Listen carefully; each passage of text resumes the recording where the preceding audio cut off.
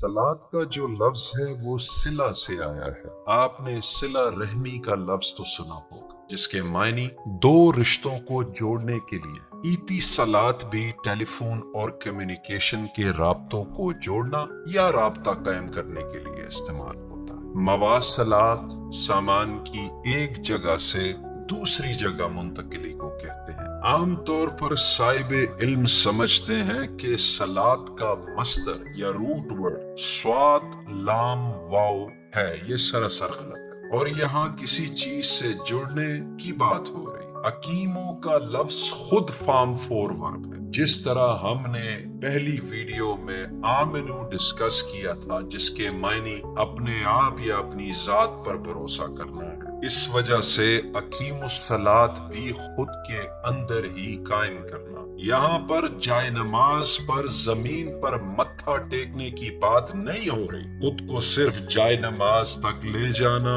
और चंद मिनट के लिए अदा करना, ये तो अकीमुस्सलात के लफ्ज के साथ सरासर नाइंसाफी। तो आइए जानते हैं कि अकीमुस्सलात क्या है। अकीमों का लफ्ज कायम से आया है और कायम के मानी मुसलसल कायम रखना। कयाम कयूम वगैरह का लफ्ज भी इसी मस्दर से। चंद सादा लो और नादान मजहबी मुसलमान जो कि गौर और फिक्र से दूर हैं, समझते हैं कि सलात नमाज है और इसे पढ़ना है, यानी कि वो समझते हैं कि ये अकीमुस्सलात नहीं बल्कि इकराओ सलात है। तो ऐसा हरगिज नहीं, जिससे साबित होता है कि सलात को कायम करना चंद मखसूस औकात में, चंद मखसूस लम्हात में और अरबी जबान में नहीं बल्कि मुसलसल कायम रखने की बात हो रही। अपनी कमअक्ली और कुरान की समझ से दूरी, मौलवी साहिबान की बातों पर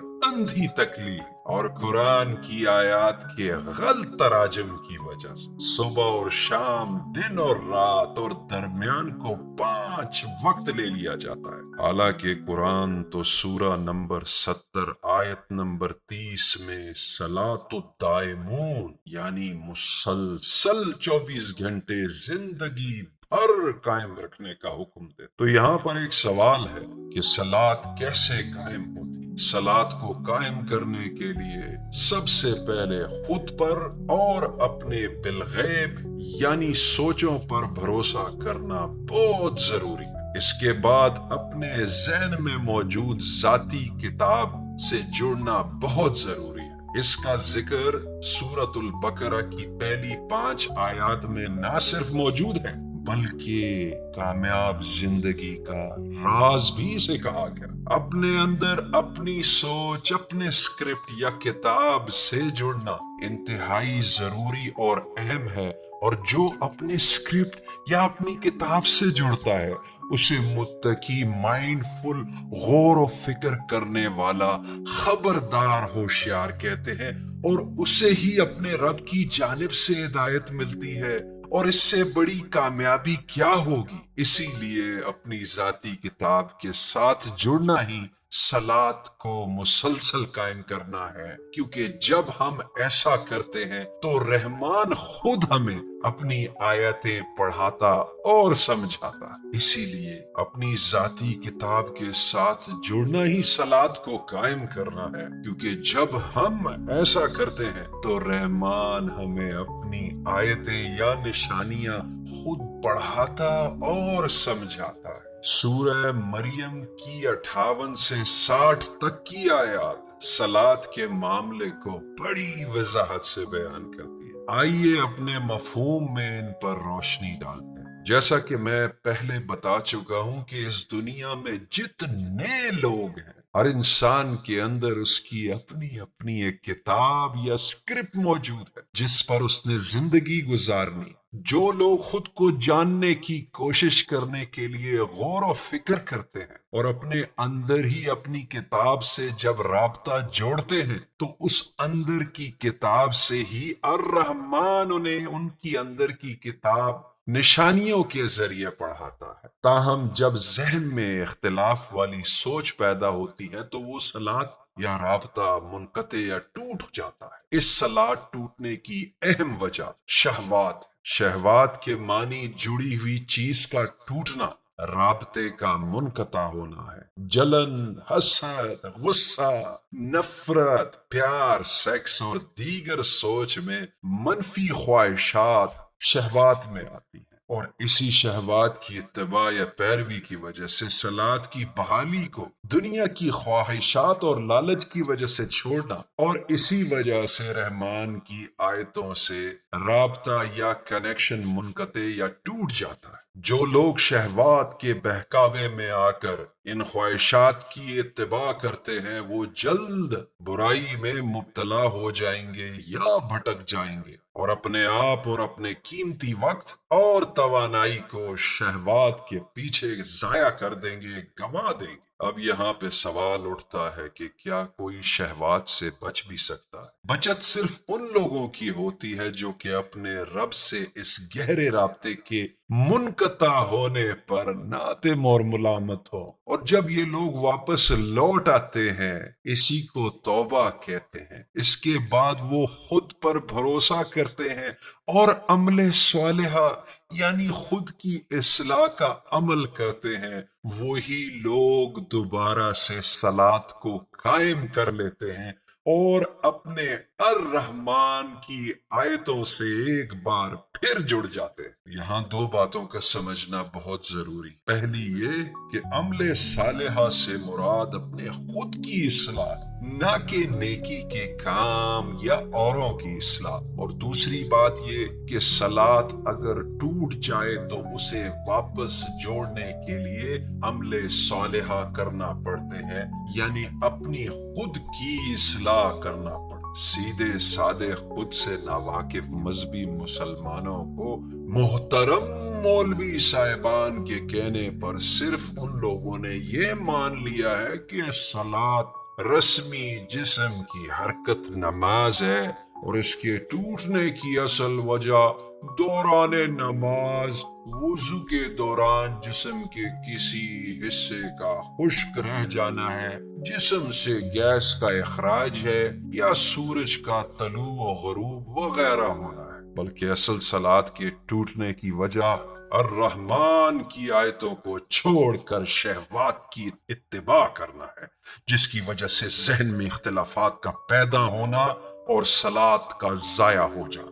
تو جو عمل صالح کے ذریعے ٹوٹا ہوا رابطہ بحال کر لیں گے، یعنی صلات کو دوبارہ سے قائم کر لیں گے، ایسے ہی لوگ روشن خیالی یا معرفت کے پوشیدہ باغات جسے جنت کہتے ہیں میں داخل ہو سکیں گے۔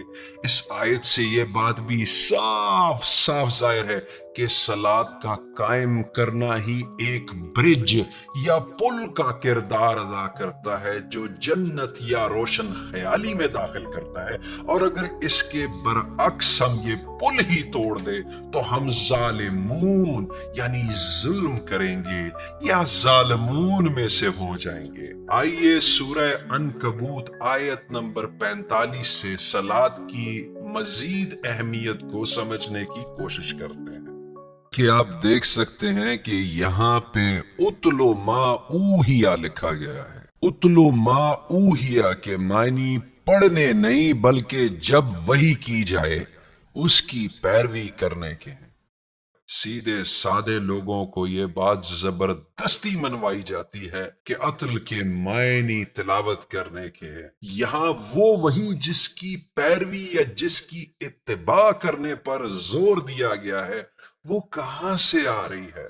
تو اس کا جواب ہے کہ ہمارے اندر ہی، ہمارے بالغیب میں، ہمارے اپنے ذاتی اسکرپٹ یا کتاب سے آ رہی ہے۔ اس کے لیے ہمیں اپنی کتاب سے رابطہ جوڑنا ہوگا، رابطہ قائم کرنا اپنی کتاب سے انتہائی ضروری ہے۔ یہاں فحش کا مطلب بھی جاننا بہت ضروری ہے۔ فحش کا مطلب کسی بھی چیز میں حد سے تجاوز کرنا ہے، خواہ وہ غصہ ہو، سیکس ہو، لالچ یا اور کوئی برائی۔ بے شک فحش یا حد سے تجاوز کرنا ہی آپ کو صلات سے روکتی ہے۔ پہلے ہم دیکھ چکے ہیں شہوات کی وجہ سے کس طرح سے صلات ٹوٹتی ہے، اسی طرح فحش صلات قائم کرنے سے روک رہی ہے۔ ہمیں ہماری کتاب سے جڑنا ہے اور اسی کی پیروی کرنا ہے۔ منکر کے معنی کسی چیز سے انکار کرنا، کراہت کرنا، کسی چیز کا عجیب لگنا، تو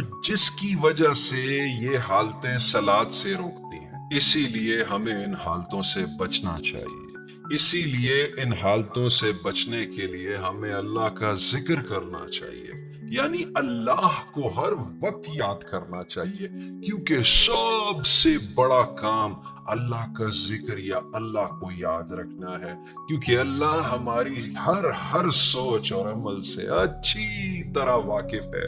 اسے معلوم ہے کہ تم کیا بناوٹ کر رہے ہو، تمہارے ذہن میں کیا چل رہا ہے، اور کیا تم دل سے اللہ کی رضا کے لیے یا دکھلاوے کے لیے کر رہے ہو۔